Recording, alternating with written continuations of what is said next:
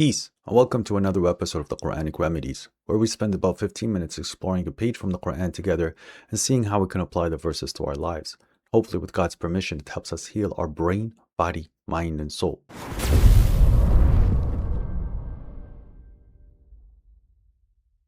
So today we'll be reading from chapter 6, the Livestock, from verses 28 to 35. أعوذ بالله من الشيطان الرجيم. I seek refuge to God from the accursed devil. Bismillahir Rahmanir Rahim. In the name of God, the gracious, the merciful. بل بدا لهم ما كانوا يخفون من قبل ولو ردوا لعادوا لما نهوا عنه وإنهم لكاذبون.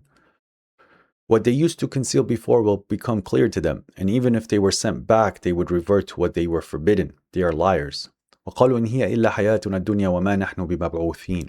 And they say there is nothing but our life in this world and we will not be resurrected. ولو ترى إذا وقفوا على ربهم قال أليس هذا بالحق قالوا بلى وربنا قال فذوقوا العذاب بما كنتم تكفرون. If only you could see when they are stationed before their Lord, he will say, is this not real? They will say, yes indeed, by our Lord. He will say, then taste the torment for having disbelieved. قد خسر الذين كذبوا بلقاء الله حتى إذا جاءتهم الساعة بغتة وقالوا يا حسرتنا على ما فرطنا فيها وهم يحملون أوزارهم على ظهورهم ألا ساء ما يزرون. Losers are those who deny the encounter with God. Then when the hour comes up, suddenly they will say, alas for us, how we have neglected it, and they will carry their burdens, on their backs. Evil is what they carry. وما الحياة الدنيا إلا لعب وله ولدار الآخرة خير للذين يتقون أفلا تعقلون. The life of this world is nothing but game and distraction, but the home of the hereafter is better for those who are righteous. Do you not understand? قد نعلم إنه ليحزنك الذين يقولون فإنهم لا يكذبونك ولكن الظالمين بآيات الله يجحدون. We know what they say grieves you. It is not you they reject, but it's God's revelation. That the wicked deny. ولقد كذبت رسل من قبلك فصبروا على ما كذبوا وأوذوا حتى أتاهم نصرنا ولا مبدل لكلمات الله ولقد جاءك من نبأ المرسلين. Other messengers before you were rejected, but they endured rejection and persecution until our help came to them. There can be no change to God's words. News of the messengers has already reached to you. وإن كان كبر عليك إعراضهم فإن استطعت أن تبتغي نفقا في الأرض أو سلما في السماء فتأتيهم بآية ولو شاء الله لجمعهم على الهدى فلا تكونن من الجاهلين. If you find the rejection hard to bear, then if you can't seek a tunnel into the earth or a stairway into the heaven and bring them a sign, had God willed, He could have gathered them to guidance. So do not be of the ignorant. Sadaqallahu al-Azim. God the Great said the truth.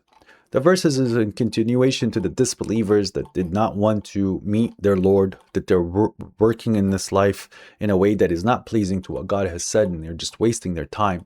When they're clearly questioned on the day of judgment, they're going to say that, no, we were not polytheists, we were not idolaters, we were believing in you on our Lord, and we did believe in your promise, but God is telling us that these individuals are clearly lying. They just in a pickle, and they are in a situation where they're trying to save themselves from any kind of torment that is going to be coming their way. So they're starting to use tactics like lying and talking about how innocent and pious they are on the inside. But when they are being presented to God and their lies are becoming apparent to them, they start to say that let us go back and so that we would do better than what we used to do. But now God has already proven to them and to the whole world on who these people truly are. Because everything that God said about them is the truth, and we see it, and it's becoming apparent, especially on the day of judgment. Now they're saying another thing is, let us go back and so that we do better. And God here is witnessing that these people are liars. That if they are taken back to this world and they are taken back into the same test, eventually they'll start doing the same thing. Being idolaters, lying against God, causing corruption in the land, following their own instincts and following their own whims and desires, just wasting their time really and just corrupting and causing pain for others. So this is where it's very clear that God is telling us that this is who they are. It's because they themselves believe that they have nothing but this worldly life. And there is no purpose to this worldly life because they think that this world was created randomly or whatever their brain is going to tell them in that moment, because when they're questioned, you see they haven't really given it much of a thought. They're just living in the moment, and this is why they're blind to the consequences and blind to their own actions. They can't really see further than what is in front of them, and therefore they're just enjoying the moment. But they become so self-centered and self-aware to a certain degree that they are just selfish individuals. And because they are not adhering to their master, and if you could see in this example in the world today, everything that you do, you have to answer to a master. Some people, their fathers are their masters in their homes. If you go to work, your boss is your master. If you are a boss, then the government is your master. If you're in an army, the general is your master. And then there's individuals where they put God as their master. That's the boss. That's the king that they have to answer to. Now, I'm not saying that there's something wrong with you adhering to another master, but as long as you can recognize that that master, the person that you're putting in charge, he himself is adhering to the greatest master, which is God. So this is the concept of servitude, master and servant. So we have now somebody who's giving us dictations that we have to help and serve. But if that individual himself is serving our God, then we are by extension serving God as well. So it's not just you as an individual, it is a group effort. Obviously, we're not going to call him a master, but rather we would call him somebody who's in charge, people of authority. But this is a way that people have to approach their life, because these people that do not put a person of authority in their life, they end up putting themselves as the authority. And then this is why God says that they have made their own whims and desires as gods, because there's nothing that really changes their mind other than they themselves feeling that way. So this is something that is very clear and presented to us in the Quran on these individuals and who they are. And then when you see them on the Day of Judgment, where they've been denying the fire, they've been denying these regrets that they're going to have to endure just simply because of these stupid decisions that they just constantly keep making. And these decisions just not only affect them, but they affect the people around them, and they're corrupting on the earth. And it can go as far as corrupting a lot more than these people can perceive, because they can make a ripple in history and affect a lot more people that are coming just simply by spreading the wrong ideology. So God is going to clearly tell them, is this true? They're going to say, yes, indeed, by our Lord, it is the truth, that the fire is there. And everything that God was telling them was the truth. And that the messengers came and they showed them what the truth was saying. And these individuals just ended up losing themselves. It's just because they simply didn't believe that they're going to meet the Maker, God who initiated this whole world. Exalted is He above what they ascribe. So because they've neglected the servitude of their Lord, they did not want to be part of the hierarchy that God has created. They wanted to go and do their own things, then they're just useless. They are useless individuals, so they are not going to be part of God's system. They chose that. In the test where they were given their free choices and their free wills, they decided to disconnect and become rebels. So this is why they're going to have to carry their burdens and their decisions. They're going to have to replay in their head constantly the things that they have been saying and the things that they have been doing to people, and how they were neglecting what needs to be done. And the thing is, people might consider this way of living a burden, that you have to sit there and serve a master. Why don't you just serve yourself? But this is where the difference between guidance and delusion is clear. For the person who's going to be serving himself, there is no purpose to his life. His life is literally just living in the moment and going by whatever makes him feel good. While the other individuals, realizing that the human being was created to work and to build and to consume in a proper way and to produce from what God has given him, from whatever God has taught him. But then we clearly see that this person that is living by how God wanted us to live, he's living a fruitful life, and he has a fruitful way of approaching his matters and his situation, while the other person is just a chaos. He's just walking with all these what people call red flags, and they have these issues in their minds and issues in their lives just simply because they think that they could live better, they could do better. But then we can clearly see that God is telling us that these individuals that bought into this world, all they're doing is just distracting themselves and entertaining themselves and playing games. But this is the person that is living for the hereafter, who's living is the one that is doing righteous deeds. Because you clearly see a fulfillment. You feel that you are close to God. You feel that you are actually producing something that has some value. It is such an amazing feeling to serve your Lord whenever you are in the process of serving your Lord, and whenever you're seeing the results here, and then you are wondering about how amazing the results are going to be on the Day of Judgment and in heaven, God willing, when He brings us there into His mercy, on how it would feel when we start to serve our Lord over there.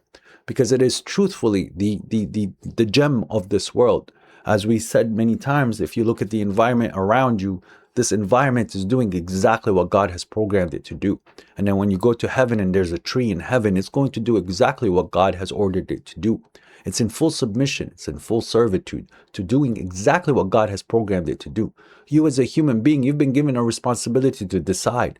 And in heaven, you're still going to have some form of this responsibility. But you have proven to yourself, and God already knew, that you are a person that can be able to handle this responsibility.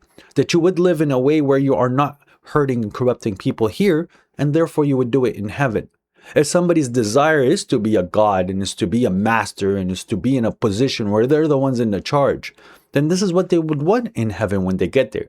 And that's a form of corruption which is not acceptable. So they're just simply not welcomed into that area where God has designated for his servants, his believing servants, those that want to be righteous, those that want to live in a proper community and approaching life in a way where it is pleasing to their Lord.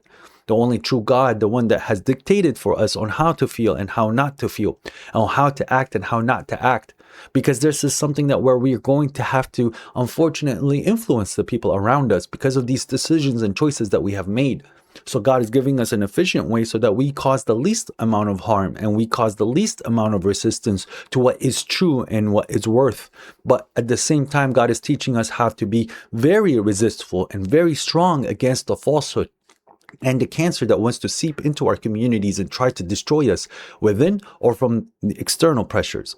And this is something that is incredible, that God has given us these clear guidance for us to be a proper human being. And who is going to know you more than God? And this is something that we can relate to in regards to what the prophet had to endure, what the messengers endure, is that they keep hearing these words in regards to how much they want to diminish the lights of God. You have to endure all this abuse in regards to how people approach the concept of servitude or worship or prayer or purification, just simply because it's like they are hateful to what God is saying. They believe that whatever they're living in the society, in the style or whatever system they're adhering to, even in their mind, they might think that it's not a system, which is just pure anarchy. These individuals think that they have it better. So they hate any kind of idea that comes towards them. And we see this schism, we see this division constantly happening from era to era, where there's these two groups, if not more, where they're going head to head in concepts that have nothing to do with God. Republics, Democrats, the East and the West, and all these other political ideologies that people really take to heart, that on the day of judgment, they're going to let them go very quickly. But they start to deny God's revelation, and it's not you for you to be hurt. Because they're truly not denying you per se, but they're denying your Lord. They're denying the truth that is being presented to them. And God tells the messenger, and he's telling the messenger so that he would be able to solidify the role of the messenger, and so that he does not feel the way that he feels at certain times, that, there's a lot of messengers that have been persecuted and they have been rejected. And it's almost consistent because of the way that God has shown us what his way of the way that the human usually reacts when God sends a messenger. And there's no change to the way that God has approached the matter, which we call sunnatullah, or the tradition of God. They're going to be pushed, they're going to be rejected, they're going to be persecuted, the messenger. And it kind of an extension to the believers that follow these messengers and they try to fulfill and be disciples of these messengers.